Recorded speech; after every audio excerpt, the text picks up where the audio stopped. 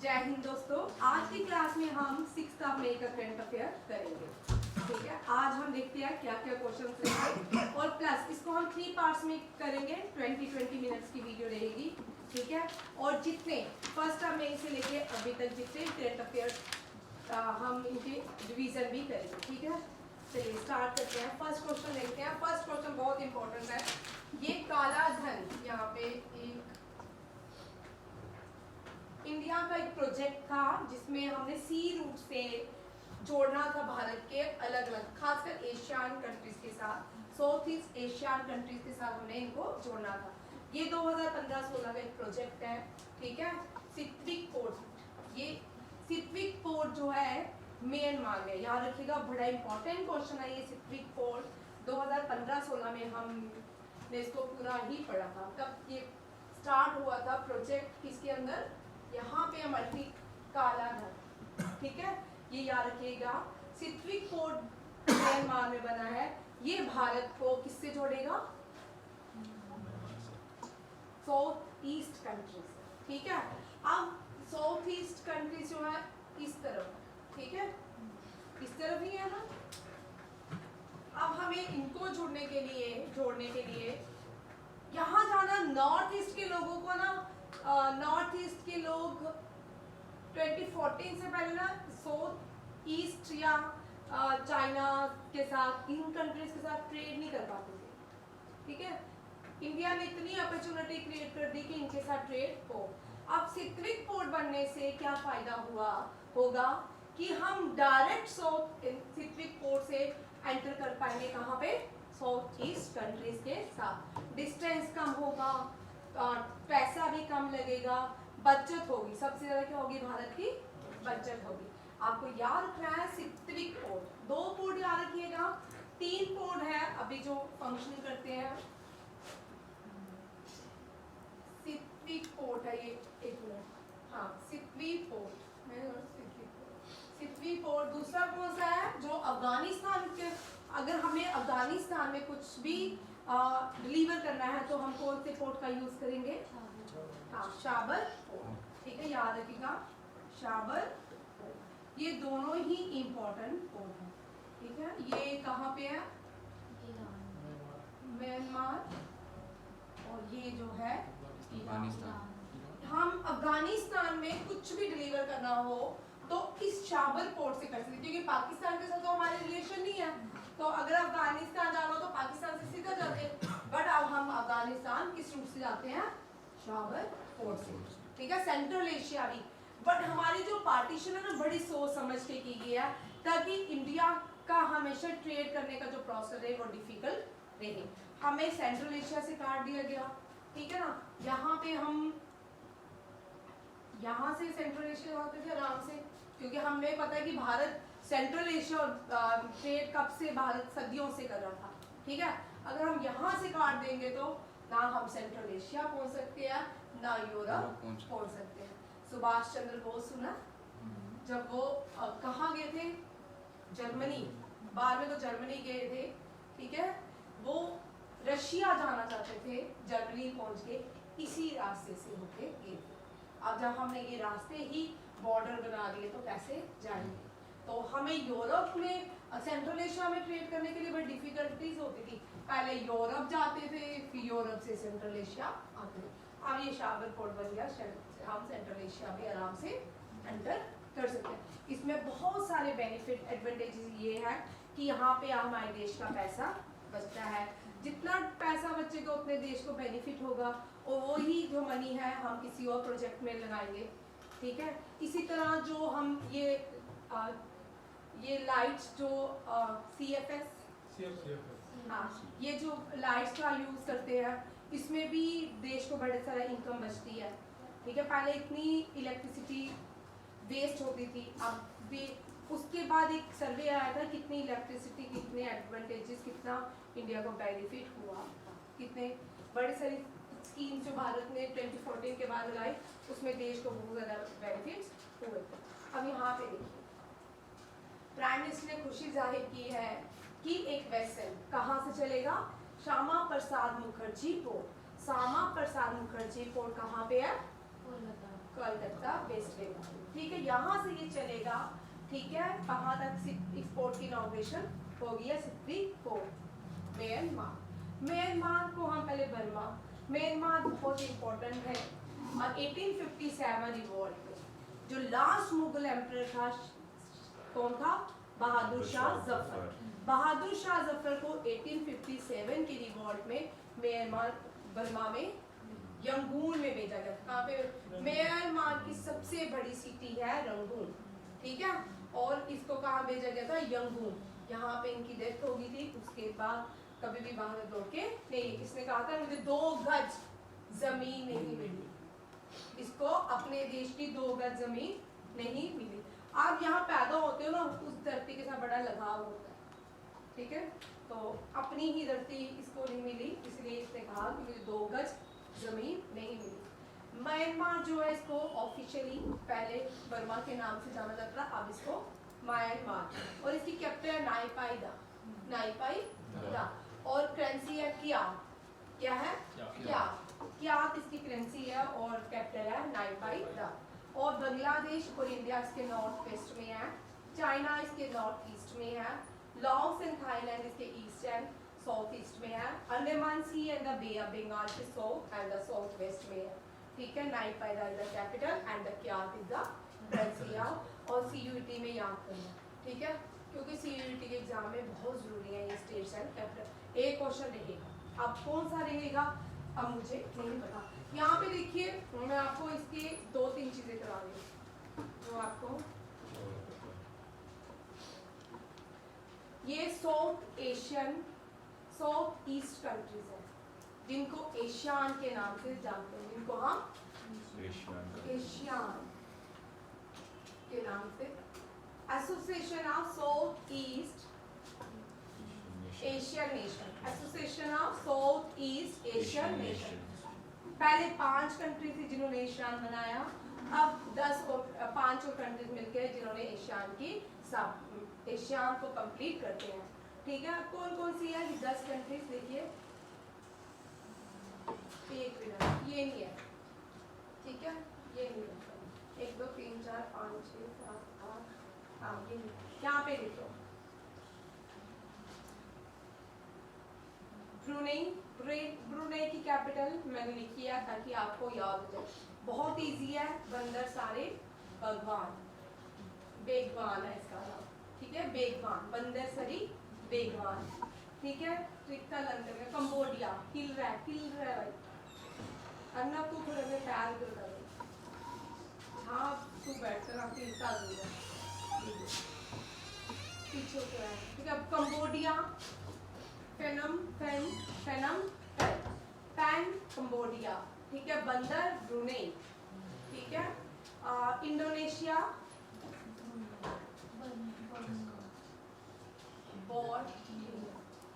ठीक है, ये मैंने कॉपी एंड पेस्ट किया था। ठीक है, Borneo, Laos, Vientiane, Myanmar, Kuala Lumpur, Philippines, Manila, Malaysia, Kuala Lumpur, Myanmar, Naypyidaw, Philippines, Manila, Singapore city, Thailand, Bangkok, Timor Leste, Dili and Vietnam, Hanoi. ठीक है, बट जो कंट्री एशियान के मेंबर है उसमें ये नहीं। ठीक है, ये 10 जो कंट्रीज हैं ये एशियान की क्या है? मेंबर्स। वो कहाँ गई? कहाँ पीछे बैठ गए? बोल बैठे। ठीक है, ब्रुनोई, बंदर सरी बेगवान। ठीक है, Cambodia, Phnom Penh, Indonesia, Borneo, Laos, Vientiane, Malaysia, Kuala Lumpur, Myanmar, Naypyidaw and Philippines, Manila, Singapore, China नहीं है। ठीक है, चाइना नहीं है। ठीक, ये सारे अपने आप को एशियान के नाम पसंद करते हैं, तो चाहते हैं कि फर्दर आगे फ्यूचर के टाइम पे हमको लोग एशियान कंट्रीज बोले, एक ही ग्रुप, इस ग्रुप को एशियान नेशन के नाम से जाना जाए। ठीक है,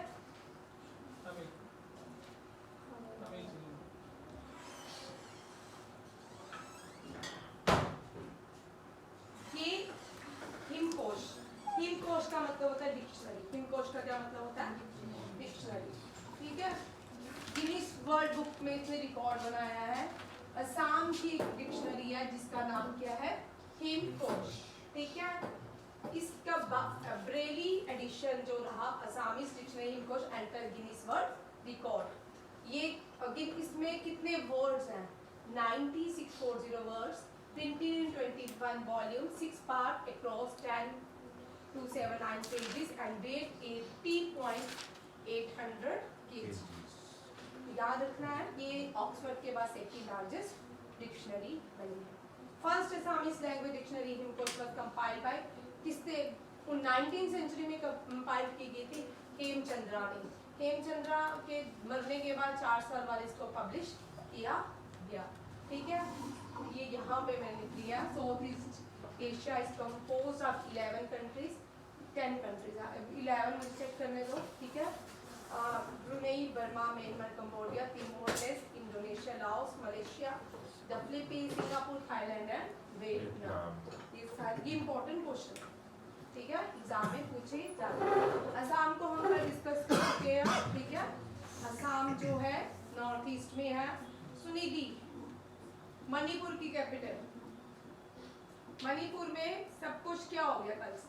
मणिपुर जल रहा है। वहाँ पे जो ट्राइबल्स हैं वो कौन सी है?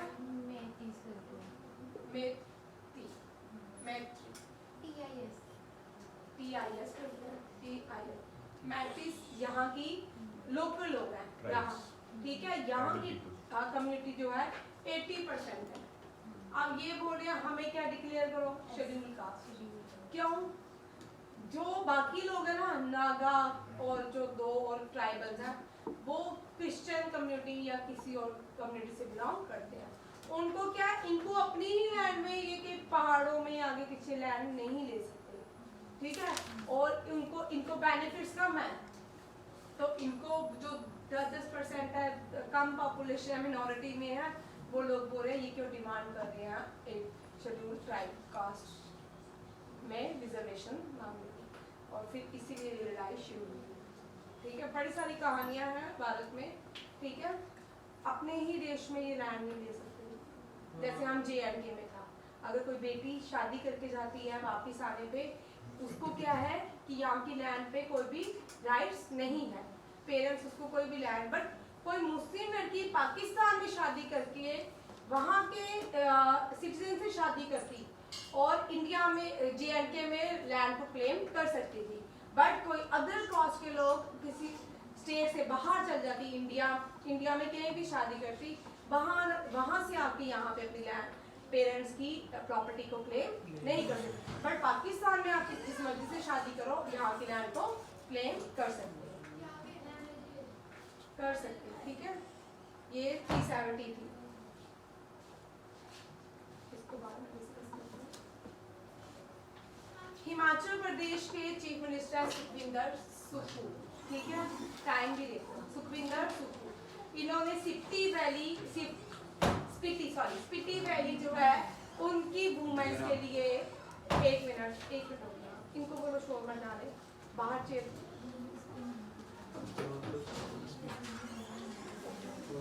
वो नहीं, वो बंद करके वो खोल दे, जाली वाला दरवाजा खोल,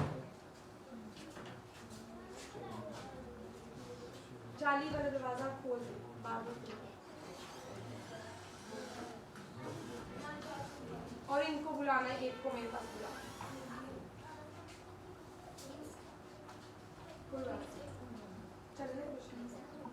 इनको बोलना शोर नहीं डालो। ठीक है, स्पीति वैली जो है, वुमेन इन स्पीति वैली के लिए रिजर्वेशन रखी गई है कि कहा गया है वहाँ की वुमेन्स को और इनिशिएटिव कितने रुपीस की हेल्प प्रोवाइड की जाएगी? 1500।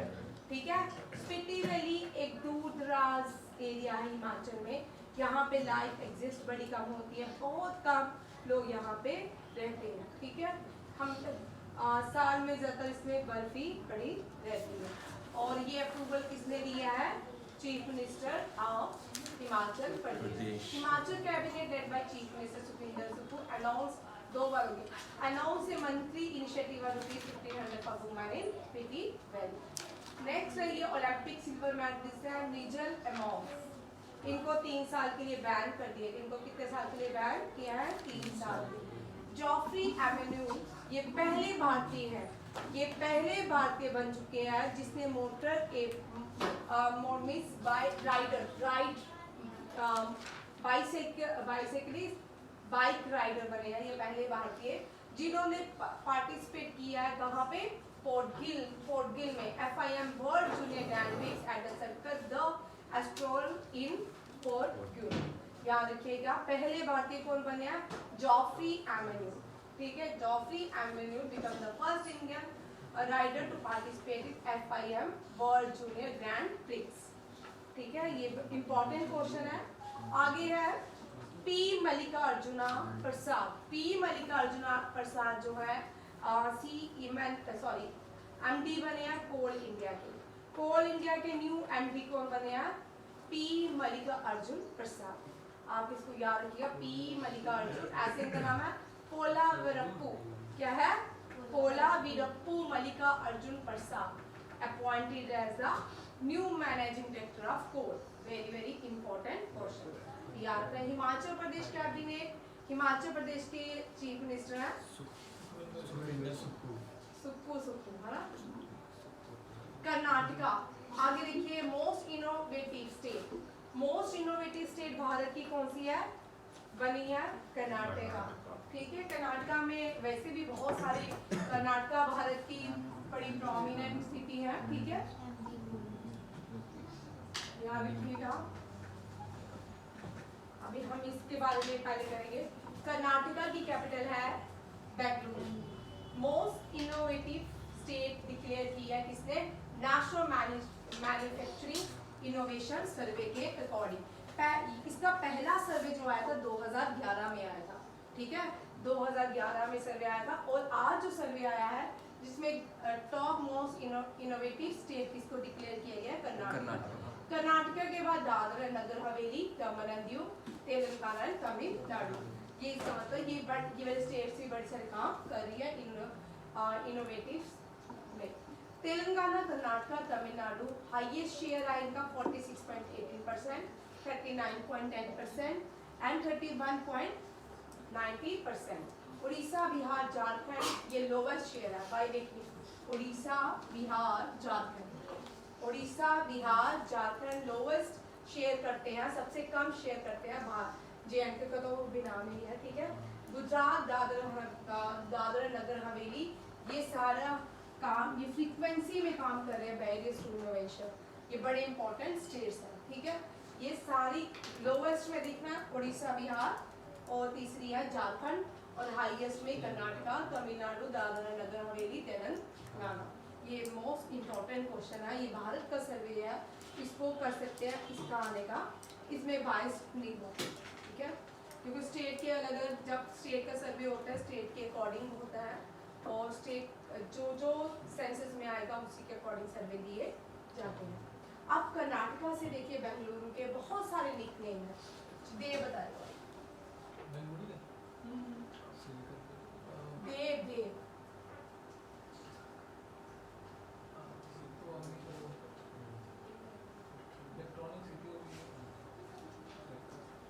इलेक्ट्रॉनिक सिटी है ना?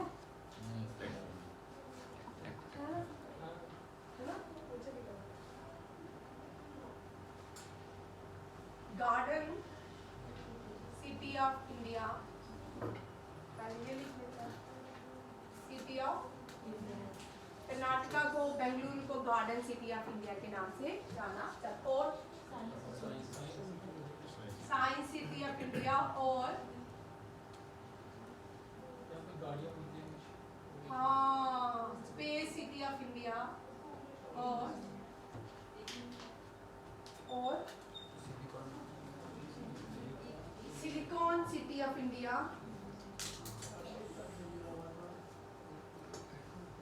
हाईटेक सिटी ऑफ इंडिया और एक रह गया citizen electronic city of India Dev ने बोला भाई, लिख लेते हैं। Electronic city of India, pensioner city of India,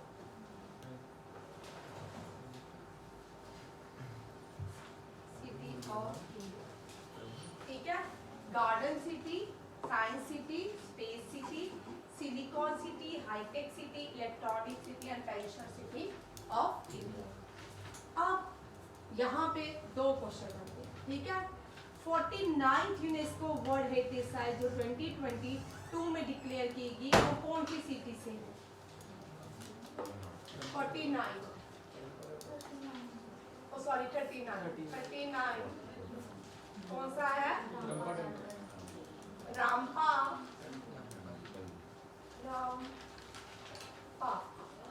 Ramappa temple, Rudrama Devi temple इसको भी कहते हैं, ठीक है। काकतिया डायनेस्टी ने बनाया था रामपा टेम्पल। ये 39 world heritage site in India, world heritage site in India, ठीक है, रामपा टेम्पल। और नेक्स्ट करते हैं कंटिन्यू, ठीक है। नेक्स्ट स्लाइड में यहाँ पे